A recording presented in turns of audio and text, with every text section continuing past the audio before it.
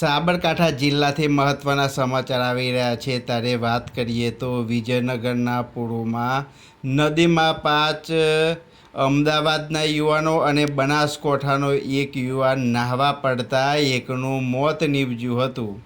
6 પૈકી બનાસકાંઠા જિલ્લાનો યુવાન પાણીના ઊંડા ધરામાં ગરકાવ થતાં મોતને ભેટ્યો હતો। પોલીસ અને સ્થાનિક તરવૈયાઓની મદદથી 21 વર્ષના યુવાનને બહાર કાઢી સ્થાનિક હોસ્પિટલ ખસેડવામાં આવ્યો હતો। સ્થાનિક સરકારી તબીબની સલાહ મુજબ આ યુવાનને હિંમતનગર સિવિલ હોસ્પિટલ ખસેડવામાં આવ્યો હતો।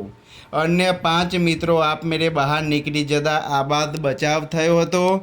હિંમતનગર સિવિલમાં સારવાર દરમિયાન યુવકનું મોત નીપજ્યું હતું। વિજયનગરના પોળોમાં નદીમાં અમદાવાદના 5 યુવાનો અને બનાસકાંઠાનો એક યુવાન નહાવા પડતા મોતને ભેટ્યો હતો। 6 પૈકી બનાસકાંઠાનો એક યુવાન